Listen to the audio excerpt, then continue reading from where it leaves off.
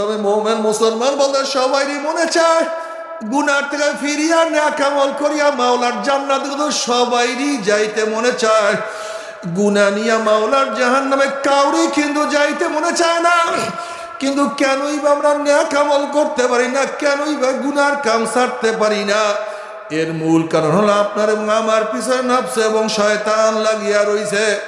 এই নফস এবং শয়তান থেকে ফেরার জন্য যে কোনো একজন হক্কানি আল্লাহর ওলির হাতে হাত দিতে হবে রে বাবা। খবরদার, বর্তমান জামানায় পীর মুরিদ নামে ভেজাল, ব্যবসা, হিংসা, হাসা, শিরক, বিদআতে পরিণত হয়ে গেছে। সমস্ত আল্লাহর ওলির একমত, যেই পীরের 5 জন মুরিদের মধ্যে কম পক্ষে 3 জনকে দেখবেন আলহামদুলিল্লাহ সুন্নাত মাহফুক আমল আখলাক মজবুত হইয়া যাইতে আছে, গুনার কাম ছাড়তে আছে, নেকের আমল ধরতে আছে, কলব নরম হইয়া চোখে পানি আসতে আছে। বিরিক্ষতন নাম কি, ফলে পরিচয়। আমি চরমোনাই বুঝি না, চরমোনাইয়ের দাওয়াত, প্রশংসা, প্রচার প্রসার করার জন্য আসি রে বাবা। চরমোনাই যাওয়ার তোমার কোনো দরকার নাই, কোনো দরকার নাই, কোনো দরকার নাই। তুমি যার কাছে গিয়া পারো গুনার কাম সারো, নেকের আমল ধরো, কলব নরম করিয়া চোখে পানি নিয়ে মাওলার কবরে যাইও। এই কলব নরম করার জন্য, চোখে পানি আনার জন্য এই তরিকা, এই জিকির আজকার, এই 5 ঔষধ, মাসিক ইস্তেমা, হালকা জিকির, সকাল বিকাল জিকির, আল্লাহর ওলিদের কিতাব পড়া, আল্লাহ ওয়ালাদের সোহবতে যাওয়া, ঈমান মজবুত হয়, ঈমান তাজা হয়। যখন ঈমান তাজা হয়ে যাবে, ঈমান মজবুত হয়ে যাবে, তখন আমল করা তোমার জন্য আমার জন্য সহজ হয়ে যাবে। তুমি যার কাছে গিয়া পারো গুনার কাম সারো, নেকের আমল ধরো, কলম নরম করিয়া চোখে পানি নিয়া মাওলার কবরে যাইও। যেরকম দুনিয়ার ঘরে আগুন লাগলে পানি ছাড়া নিভানো যায় না, ঠিক তোমার আমার গুনার দ্বারা যে জাহান্নামের আগুন জ্বলিয়া রইছে, চোখের পানি ও ছাড়া কিন্তু জাহান্নামের আগুন নিভানো সম্ভব না। কাজে আমার জন্য দোয়া চাই, আমিও দোয়া করি, সবাই সবার জন্য প্রাণ খুলিয়া দোয়া করো, যেন কিয়ামতের ময়দানে গলাগুলি বাঁধিয়া মাওলা একসাথে জান্নাতে যাওয়ার তৌফিক দিয়া দেয়। আল্লাহুম্মা আমিন, আল্লাহুম্মা আমিন।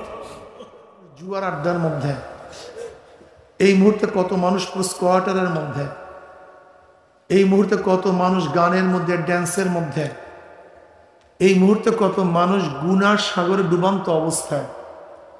আল্লাহ পাক দয়া করে মেহেরবানি করে ওদের অন্তর্ভুক্ত না করে এই মুমিন মুত্তাকিন, জাকিরিন, শাকিরিন, আবিদিন, সালিহিন, নেককার আল্লাহ ওয়ালাদের সাথে কিছু সময় ব্যয় করার তৌফিক আল্লাহ পাক দান করছেন। এই নেয়ামতের শুকরিয়া কিয়ামত পর্যন্ত আদায় করলে শেষ করা যাবে না। কাজে শুকরিয়া দান সবাই বলে আলহামদুলিল্লাহ। এই মাজলিস অনেক গুরুত্বপূর্ণ, অনেক দামি। আপনার অনেক দামি হওয়ার কারণে গোটা এরিয়াকে ফেরেশতারা ঘিরে বলেছে। অনবরত আল্লাহ পাক রহমত এবং সাকিনা বর্ষণ করতেছেন। আল্লাহ পাক রব্বুল আলামিন আপনাকে আমাকে নিয়ে ফেরেশতাদের মধ্যে আলোচনা শুরু করছেন। আবি হুরায়রা রাদিয়াল্লাহু তাআলা আনহু, আবি সাঈদ খুদরি রাদিয়াল্লাহু তাআলা আনহু আন্নাহুমা শাহাদা আলা রাসূলিল্লাহি সাল্লাল্লাহু আলাইহি ওয়াসাল্লাম। পড়বেন না সবাই সাল্লাল্লাহু আলাইহি ওয়াসাল্লাম? নবী আলাইহিস সালাতু ওয়াস সালামকে আল্লাহ পাক অনেক ভালোবাসেন, অনেক মোহাব্বত করেন। এত বেশি মোহাব্বত করেন যে যারা আমার নবীর উপরে একবার দুরূদ পড়বে, আমার মাওলা পাক খুশি হয়ে তাদের উপর 10টা রহমত নাযিল করবে। قال رسول الله صلى الله عليه وسلم لا يقعد قوم يذكر الله تعالى إلا حفتهم الملائكة وغشيتهم الرحمة ونزلت عليهم السكينة وذكروا الله في من عنده رواه মুসলিম। এই মাজলিস অনেক গুরুত্বপূর্ণ, অনেক দামি। সংক্ষিপ্ত সময় কিছু সময় আলোচনা করব, খুব খেয়ালের সাথে কথা শোনা চাই, ঠিক না ভাই? যদি আল্লাহ পাক কবুল করেন, একটা কথাও যদি আপনার কলবের মধ্যে বসে যায়, একটা কথার উসিলায় আপনি একজন আল্লাহর ওলি হয়ে যেতে পারেন। বললেন না সুবহানাল্লাহ? ইব্রাহিম বিন আদম রাহমাতুল্লাহ আলাইহি শাহী খানায়, বালা খানায় বিশ্রাম করতেছিলেন, ঘুমাতেছিলেন। হঠাৎ রাত্রে টক টক টক টক আওয়াজ পাইতেছেন ছাদের উপরে। কে ছাদের উপরে এত রাত্রে? শাহী মহলে কে ঢুকছে? উঠছে, দেখে একটা ব্যক্তি। কে তুমি? এখানে কি করতেছ? এখানে আসছো কেন? বলতেছে আমার উট হারানো গেছে, সেই উট খোঁজার জন্য এখানে আসছি। বেয়াকুফ কোথায়? উট হারানো গেছে খুঁজবার, জঙ্গলের মধ্যে, মরুভূমির মধ্যে, রাস্তায় ঘাটে। এই ছাদের মধ্যে কি উট ওঠে নাকি? এখানে উট পাওয়া যায় নাকি? এবার ওই ব্যক্তি কতক্ষণ চুপ থাকার পরে বলে, আপনি আমাকে বেয়াকুফ বললেন, আহমক বললেন। আমি তো দেখছি আমার সে আপনি বড় আহমক, বড় বেয়াকুফ। বল তা আবার কি? বলে যেরকম ছাদের উপরে উট পাওয়া যায় না, এই আরামে আর শাহী মহলের মধ্যেও মাওলাকে পাওয়া যায় না। ব্যাস বয়ান এতটুকু, এতটুকু ব্যাস। লাগছে কলিজার মধ্যে, আগুন ধরছে। কোথায় পাওয়া যায়? খোঁজা শুরু করছে। খুঁজতে খুঁজতে আজকে হাজারো বাদশারা দুনিয়ার থেকে বিদায় হয়ে গেছে, কেউ কাউ নাম নেয় না। কিন্তু আজকেও সেই ওয়াজের ময়দানে সেই ইব্রাহিম হারুন রহমতুল্লাহ আলাই ওয়াজ করতেছি। এর কারণটা কি? আল্লাহ কবুল করছে। যাদেরকে আল্লাহ কবুল করেন এরা সহজে মৃত্যুবরণ করে না। দেখেন আমাদের ইমামরা, আবু হানিফা রহমতুল্লাহ আলাই, ইউসুফ রহমতুল্লাহ, মোহাম্মদ রহমতুল্লাহ, বুখারী রহমতুল্লাহ আলাই, মুসলিম রহমতুল্লাহ আলাই, সব সময় তাজকিরা মুযাকিরা চলতেই আছে। কি কথা ঠিক না? এর জন্য বয়ান বেশি দরকার হয় না, দুই একটা বয়ান যদি কলিজার মধ্যে লাগে। আব্দুল কাদের জিলানী রহমতুল্লাহ আলাইহির দরবারে শ্রোতারা বয়ান শুনতেন, হযরত বয়ান করতেন, দূর দূরান্ত থেকে মানুষ বয়ান শোনার জন্য আসতেন। এক মুরব্বী বয়ান শোনার জন্য আসছে, কেউ তাকে চিনে না, নিশ্চয়ই লোকটা অনেক দূরের হবে। যেহেতু বুড়া মানুষ, চেহারার মধ্যে ক্লান্তির ছাপ। কিছুক্ষণ বয়ান শোনার পরই মুরব্বী রওনা করছে। লোকেরা প্রশ্ন করছে, কোথার থেকে আসছেন, কেন যান, কিসের জন্য আসছেন, বাড়ি কোথায়? বলে আমার বাড়ি অমুক দেশে। বলে অনেক দূরে, আসছিলেন কেন? বলে হুজুরের বয়ান শোনার জন্য। বলে যান কেন? কারণ বয়ান শোনা শেষ। বলে আজীব, আমরা হুজুরের এত বয়ান শুনি, এরপরে শুনতে মনে চায়, তৃপ্তি হয় না, আরো শুনি, আর আপনি বলছেন হুজুরের বয়ান শোনা শেষ। বলে ভাই আমি বুড়া মানুষ, হুজুরের বেশি বয়ান মুখস্থও রাখতে পারবো না,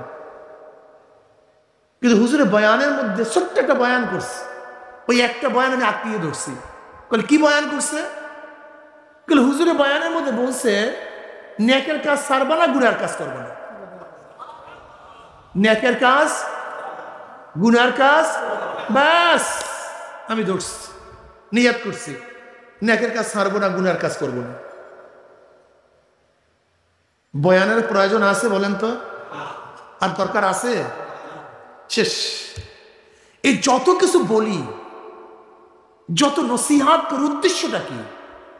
নেকের কাজ ছাড়িও না, গুনার কাজ, বাস এইটাই তো বয়ান।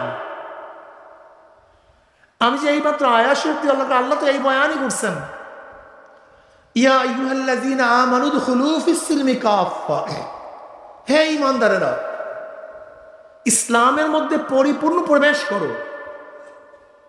ওয়ালা তাত্তাবিউ খুতুওয়াতিশ শাইতান ইন্নাহু লাকুম আদুউম মুবিন, ইত্তেবা অনুসরণ করিও না শয়তানের, কেন?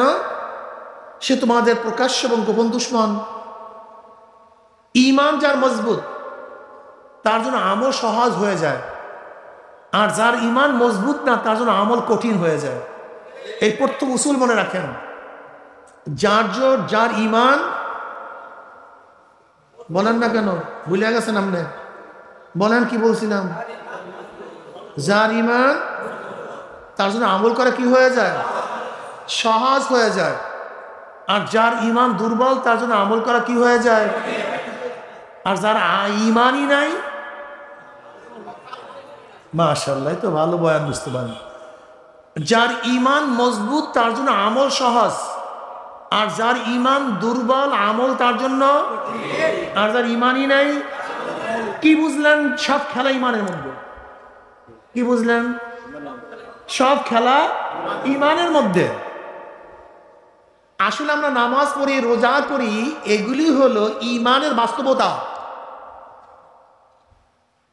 ঈমানের সামারা, ঈমানের ফল।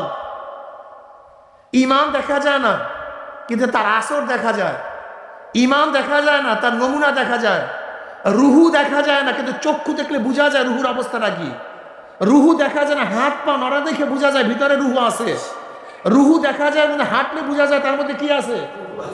আর যে ব্যক্তি কারবার শেষ, রুহু দেখা যায় না, বোঝা যায় কি নাই। আমার কথা মনে হয় বুঝেন না, জবাব যে ঠিক মতো দেন না। আপনি যেতা না মরা, আপনি কি আপনি যেতা না মরা? কই আমি তো আপনার রুহু দেখি রে, বুঝলাম কেমনি আপনি যেতা? হ্যাঁ, বুঝাতে পারি নাই, বুঝাতে পারি নাই। আমি যেতা না মরা, বুঝলেন কিভাবে? আমার রুহু তো কেউ দেখেন নাই। আমার অ্যাক্টিভিটিস, আমার চাহুনি, আমার কথাবার্তা, আমার নড়াচড়া প্রমাণ করে আমার মধ্যে কি আছে। ঠিক নামাজ, রোজা, হজ, যাকাত, ইবাদত প্রোগ্রাম করে তার মধ্যে ঈমান আছে। ঈমান দেখা যায় না কিন্তু ঈমানের সামারা দেখা যায়, রুহু দেখা যায় না, তার অ্যাক্টিভিটিস দেখা যায়। এই যে অনেকেই নামাজ পড়ে না, কারণ নামাজ না পড়লে কি হবে? ঈমানটা মজবুত আছে। তোর ঈমানই তো নেই বেটা। ঈমান থাকলে তুমি নামাজ না পড়িয়া পারতা না। একটু উদাহরণ দিলে বুঝবেন। ঈমানের শাব্দিক অর্থ কি? বিশ্বাস। ঈমানের শাব্দিক অর্থ ধরে নেন, সাভারজার এসপি সাহেব রাত্র 3টার সময় আপনার বাড়িতে নক করছে, টক টক টক টক। কে? আমি SP. Sir sir sir sir sir sir উঠছেন, লাভ দিয়ে উঠছেন, প্রচন্ড শীত। দেখেন এসপি সাহেব পুলিশ নিয়ে দাঁড়ানো। যুবকের অবস্থা বুঝেন তো কি অবস্থা হয়েছে? কলিজা আছে তাতে অবস্থা কেরাসিন। এসপি সাহেব বলতেছে, শোন, এই প্রচন্ড ঠান্ডার মধ্যে, এই যে ঠান্ডা পানির মধ্যে 100 ডুব দে, যদি ডুব না দাস তোকে অ্যারেস্ট করবো, 6 বছর জেল। কি যুবক ডুব দিবে? প্রচন্ড ঠান্ডা, যে পানি, যে ঠান্ডা, শীত, আপনার জ্বর জ্বর ভাব, কেন দিবেন? কে বলছে? এসপি সাহেবকে চিনছেন, বিশ্বাস হয়ে গেছে।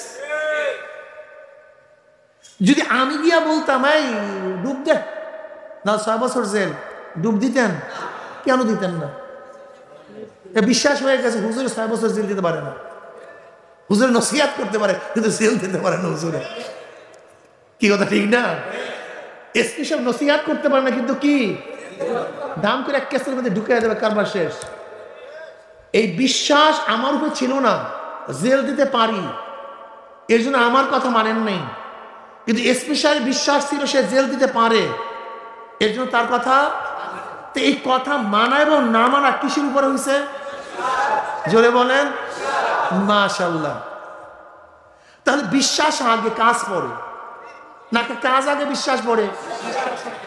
যেমন 100 ফিট উঁচা এক নারিকেল গাছ, আপনাকে বলতেছে নারিকেল গাছে ওঠো, আপনি তাকায় দেখতেছেন পারবো না, এরপরে যে জোর করে আপনাকে উঠাতে চাই, যখনই মাঝখানে যাবেন অবস্থাটা কি হবে?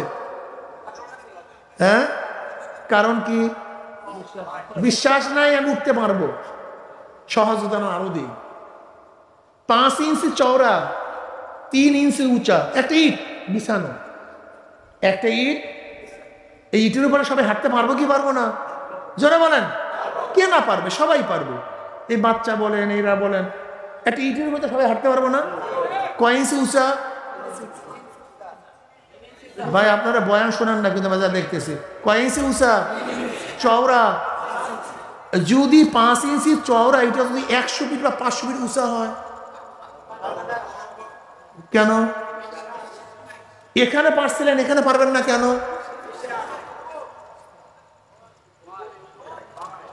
এখানে ভয় ছিল না কেন?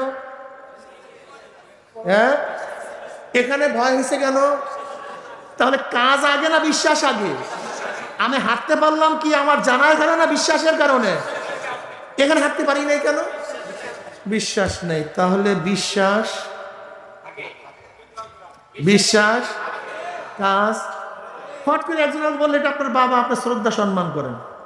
আমি দেখি বললাম এটা আমার বাবা না, আমি শ্রদ্ধা করব? কারণটা কি? বিশ্বাস হয়নি আমার বাবা। কিন্তু যখন একজন মুরব্বী বলছে তুই বাবাকে হারায় ফেলাইছে, মনে আছে? গেল হ্যাঁ। একটু একটু মনে আছে তোর চেহারা? গেলে হ্যাঁ। এই তো সেই তোর বাবা। আমার বাবা। কি অবস্থা? এবার শ্রদ্ধা চলবে কি চলবে না? তা এনাকে শ্রদ্ধা করলাম না, ওনাকে শ্রদ্ধা করলাম কেন? তাহলে বিশ্বাস আগে। এর জন্য প্রত্যেকটা কাজের বিশ্বাস আগে, এর জন্য ঈমান আগে, আমল পর। ইন্নাল্লাযীনা আমানু ওয়া আমিলুস সালিহাত। বুঝাতে পারি নাই।